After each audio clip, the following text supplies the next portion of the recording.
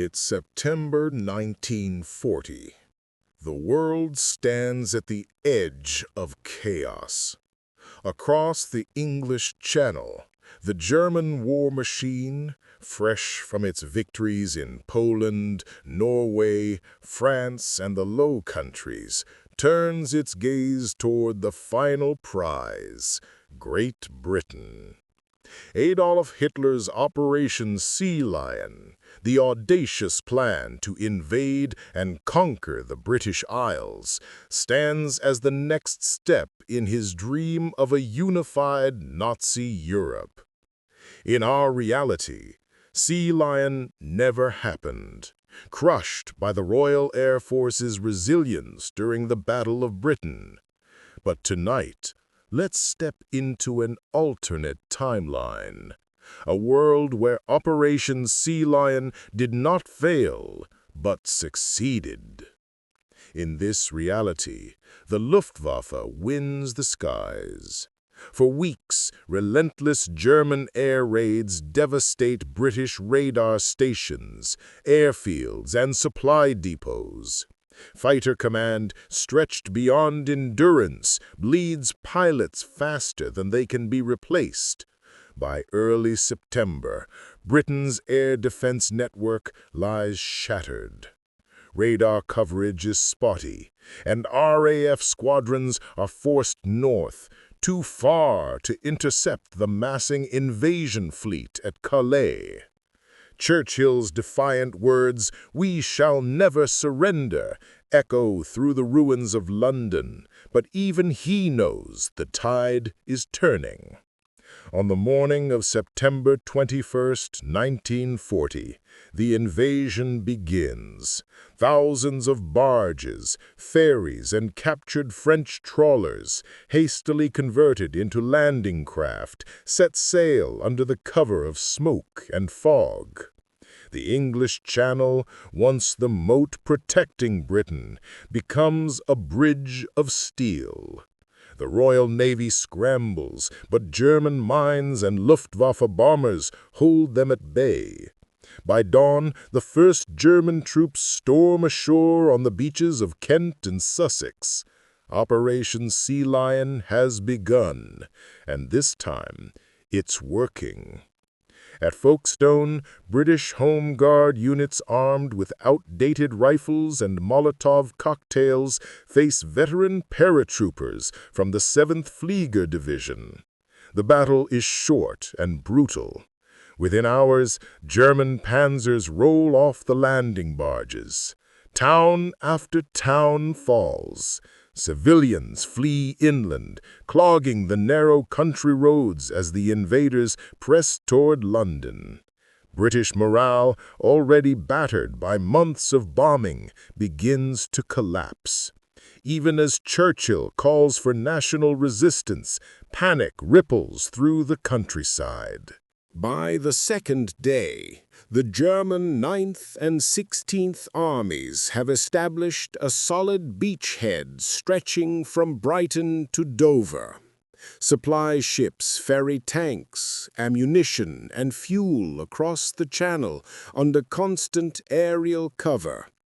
Luftwaffe bombers strafe British convoys, sinking destroyers and troop transports alike. The Royal Navy, still Britain's greatest hope, faces a terrible choice: engage and risk annihilation, or retreat to preserve itself for a later fight. Admiral Cunningham chooses the latter, withdrawing major fleets to Scapa Flow. Britain is now alone and vulnerable. London braces for siege. Civilians dig trenches in Hyde Park. Anti-tank obstacles sprout along the Thames. Churchill refuses evacuation, declaring he will die in London if he must. The King and Queen remain at Buckingham Palace, symbols of a defiant but crumbling empire. Yet deep within Whitehall, senior ministers whisper about evacuation to Canada, a government in exile. As German columns press inland, Britain's fate hangs by a thread. And then, on October 3rd, the unimaginable happens. The Wehrmacht reaches the outskirts of London. Columns of panzers roll through Croydon and Bromley. British resistance fights ferociously, snipers in church towers, anti-tank guns hidden in the hedgerows. But German mechanized power is unstoppable. By evening, German forces have encircled the city. Artillery shells pound Westminster. The sky glows orange as fires spread across London's East End. Operation Sea Lion has succeeded. By the dawn of October 4th, 1940, London is burning. Columns of black smoke rise over the Thames as German artillery batters the capital. Buckingham Palace has been hit twice. The Houses of Parliament are in ruins. Amid the chaos, Winston Churchill still refuses to surrender. His voice, gravelly and defiant, crackles through the BBC. "We fight in the fields and in the streets. We fight in the hills. We shall never surrender." But his words, once a rallying cry, now echo across a city crumbling under German occupation. Entire districts are without power. Food supplies dwindle, and with the Luftwaffe controlling the skies, resupply is impossible.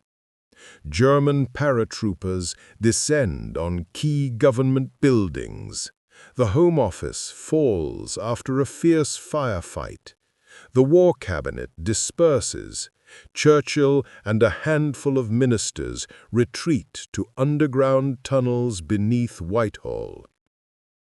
Meanwhile, the British Army, fragmented and exhausted, attempts to form a final defensive ring around central London. But the Wehrmacht's mechanized divisions move faster than the defenders can reposition. The British 1st Armoured Division, their tanks outdated and short on fuel, are overwhelmed near Croydon. The outcome is clear. Within 48 hours, London, the beating heart of the British Empire, is in German hands. As the swastika rises over the smoking skyline of London, the world holds its breath. Across the Atlantic, President Roosevelt watches in disbelief. America, still officially neutral, faces a nightmare scenario. Nazi Germany now controls Western Europe, and the last free nation has fallen. In Moscow, Stalin orders his generals to accelerate rearmament, knowing that once Hitler consolidates Britain, the Soviet Union will be next. Neutral nations like Sweden, Switzerland, and Turkey begin quiet negotiations with Berlin, seeking to avoid the same fate. The global balance of power has shifted overnight. Inside the captured city, chaos reigns. German military police impose curfews, arrest resistance leaders, and seize broadcasting stations. British civilians, terrified and hungry, queue for rations under German supervision. Posters reading "New Europe, United under Germany" appear across the city. The German Occupation Authority, led by Reichskommissar Josef Terboven, sets up its headquarters in Westminster. A puppet government is formed, led by none other than Sir Oswald Mosley, the pro-fascist leader of the British Union of Fascists, now pulled from prison and placed as head of the so-called British National Administration. By mid-October, Churchill's government in exile flees to Canada aboard HMS Queen Mary, accompanied by members of the royal family.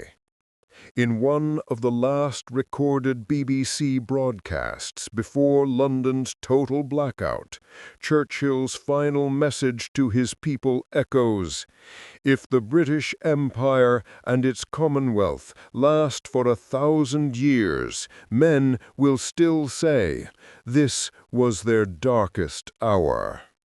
Then silence. Across Britain, resistance flickers. In Scotland, Wales, and the northern industrial towns, underground networks form, communicating via coded leaflets and secret radio. But the Gestapo, newly stationed in London, works swiftly to crush them. Executions in Trafalgar Square become routine. Thousands are deported to re-education centers on the continent. Britain, once a beacon of liberty, has become a fortress of fear under German rule. By November 1940, Hitler tours London under heavy guard. He walks through the bombed ruins of Westminster Abbey, smirking at the irony. The empire that once ruled the seas, now brought to its knees. Plans are drawn for Germanization, the introduction of the Reichsmark, the removal of the monarchy, and the teaching of German language in British schools. Statues of Churchill and Nelson are torn down. Trafalgar Square is renamed Adolf Hitler Platz. Europe, it seems, has finally fallen completely under Nazi control. But yet, even as the occupation tightens, far across the ocean, new forces begin to stir. In Washington, Roosevelt convenes an emergency meeting with the Joint Chiefs. The question now isn't whether to enter the war, but how. America's isolation is over. And in the East, Stalin eyes the map of Europe with growing dread. For in this new world where Hitler controls Britain, the next battlefield will stretch from the forests of Poland to the steppes of Russia. The year is 1941. Across the world, shock waves from Britain's collapse are still being felt. Europe is now entirely under the shadow of the Third Reich.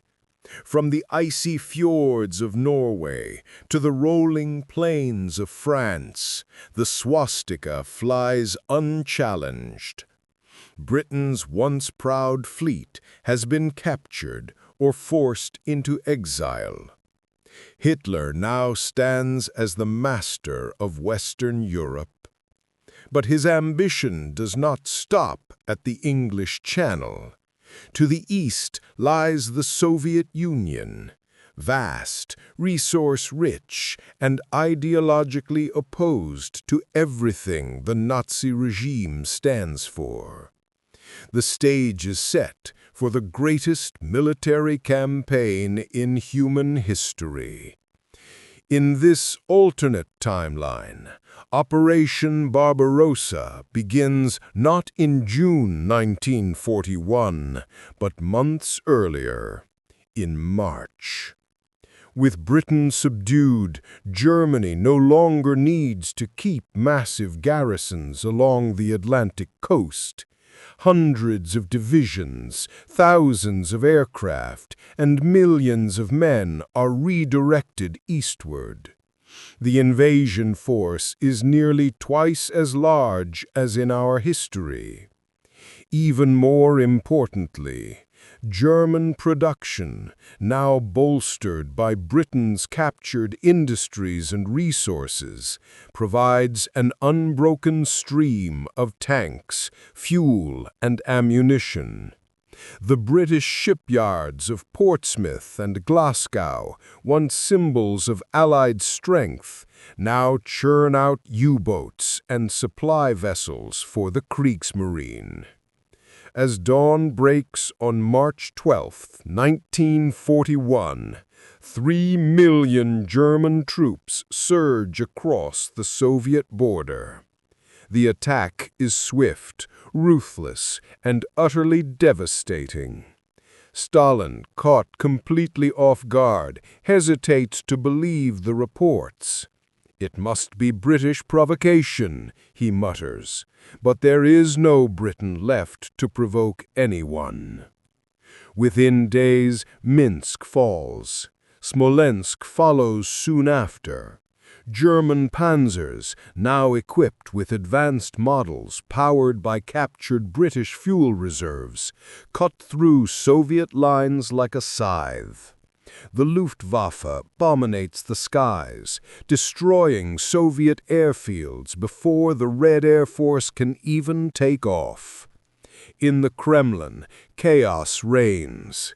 Stalin's paranoia spirals out of control. He orders purges of officers suspected of treason, further crippling Soviet command. The German advance becomes unstoppable. By July 1941, the Wehrmacht stands at the gates of Moscow. This time, there is no harsh winter to save the Soviets, because the earlier start date gives Germany the upper hand. Hitler's troops encircle Moscow by early August. After weeks of street fighting, the city falls. The Soviet capital, the heart of communist power, is under Nazi control. The capture of Moscow sends shockwaves across the globe. The Soviet Union begins to fracture. In Ukraine, nationalist militias welcome the Germans as liberators, at least initially. In the Caucasus, German armies seize the vital oil fields of Baku. Stalin flees to Siberia, establishing a government in exile in Novosibirsk, but his authority is fading. Millions of Soviet citizens are captured or surrender voluntarily, weary from years of oppression and famine. The Red Army, once the world's largest, lies in ruins. By early 1942, Germany's empire stretches from the Atlantic to the Ural Mountains. Hitler's new order in Europe is now a terrifying reality. With the British Isles under occupation and the Soviet Union broken, resistance is minimal. The Gestapo enforces racial policies across the continent. Jewish populations from Warsaw to London are deported en masse to camps in Eastern Europe. Hitler declares the creation of Großgermanisches Reich, the Greater Germanic Empire, an empire intended to last 1,000 years. Meanwhile, in the United States, a sense of dread grips Washington. The isolationist dream has crumbled. Roosevelt's advisors present a terrifying report. If Germany controls the resources of both Britain and the Soviet Union, it will possess the largest industrial and military machine in history. And sooner or later, that machine will turn west. But the American public, still haunted by memories of the Great War, remains divided. Entering the war now would mean facing a Germany at its peak, not on the defensive, but on the offensive. Across Asia, the Japanese Empire watches closely. With Britain defeated and Russia broken, Japan no longer fears a northern threat. The Imperial Army turns its full attention southward, toward the Dutch East Indies, Australia, and the Pacific. The Axis powers are no longer a fragile alliance of opportunists, but a united front. Hitler and Emperor Hirohito sign the Pact of Victory, declaring that the world's future belongs to the Axis. For the first time in history, it seems the sun truly never sets on the flags of fascism. But even within the darkness, sparks of resistance endure. In the occupied streets of London, secret cells whisper defiance. In the snowy forests of Poland and Belarus, partisans sabotage rail lines. And across the Atlantic, Roosevelt prepares for the inevitable, a war not just for survival, but for the soul of humanity itself. By 1943, the world is unrecognizable. Nazi Germany's banners fly from London to Moscow. Europe, once divided by nations, is now a single empire ruled by fear. The British Empire lies dismantled, its colonies falling one by one to Axis influence. Africa, the Middle East, and India are battlegrounds between German forces and local resistance. Japan dominates the Pacific. The Axis controls nearly 2/3 of the planet. And across the Atlantic Ocean, one nation remains free, the United States of America. In Washington, D.C., President Franklin Roosevelt faces an impossible decision. The American people are weary of war. But reports from Europe are horrifying. Entire cities erased, millions enslaved under Nazi rule, and new weapons of unimaginable power being tested in secret German laboratories. Intelligence gathered by escaped scientists suggests that Hitler's regime is developing long-range rockets capable of reaching the U.S. East Coast. Roosevelt realizes, if America doesn't fight now, there may be no America left to fight for. Thus begins Operation Liberty, a massive rearmament and mobilization effort unlike anything in history. The factories of Detroit roar back to life. Shipyards along the Atlantic churn out new fleets. Scientists, many of them refugees from conquered Europe, gather in Los Alamos and Chicago, working on a new kind of weapon. A weapon powered by the atom. America prepares not just for defense, but for liberation. The arsenal of democracy becomes a fortress of hope in a world consumed by darkness. In 1944, the war comes to the Western Hemisphere. German U-boats, now launched from captured British ports, prowl the Atlantic, sinking American convoys. The skies over New York filled with spotlights and anti-aircraft guns as rumors spread of an imminent German bombing raid. Fear grips the nation. Yet amid the panic, resolve hardens. Roosevelt addresses the world from the steps of the Capitol. The light of freedom may flicker, but it shall never go out. The free world will rise again, and rise it does. By 1945, American bombers strike German-held Ireland and Western France, softening the Nazi Atlantic defenses. Resistance networks in Britain coordinate uprisings, sabotaging German rail lines and communications. Across occupied Europe, whispers spread. The Americans are coming.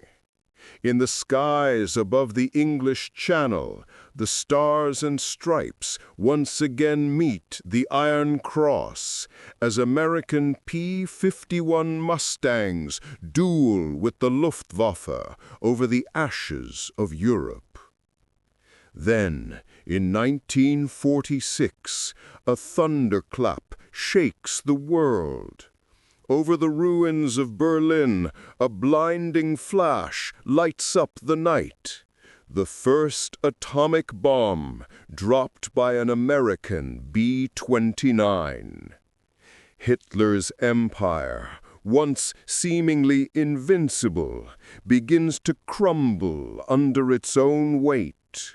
Revolts erupt across occupied territories. Soviet remnants rise again in the east. And as U.S. forces land on the shores of Normandy, this time not to liberate France from Germany, but to free the entire continent, the tide of history turns once more. The dream of a 1,000-year Reich dies in the flames of its own arrogance. By 1947, the war is finally over. Europe lies in ruins, divided once again, not between allies and Axis, but between freedom and tyranny, old and new. The United States emerges as the last guardian of democracy, but the scars of this alternate world will never heal. Millions are gone, cities erased, cultures forever changed. Yet from the rubble, humanity begins to rebuild.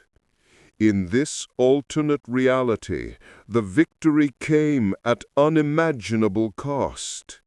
And perhaps that's the greatest lesson of all, how close the world truly came to losing everything. Operation Sea Lion's success would not have just changed maps, it would have changed the soul of the world itself. And that is what the world might have looked like if Operation Sea Lion had succeeded. A world where Britain fell, freedom flickered, and the map of humanity was redrawn under the shadow of tyranny. History teaches us that the thin line between victory and defeat often decides the fate of millions. Thankfully, in our real timeline, brave men and women ensured that line was never crossed. If you enjoyed this alternate history journey, don't forget to like this video, subscribe to the channel, and turn on the notification bell so you never miss another deep dive into the what-ifs of World War II and beyond. Your support keeps these stories alive and helps history echo across time. Thank you for watching. Until next time, stay curious, stay brave, and keep exploring the stories that could have changed our world.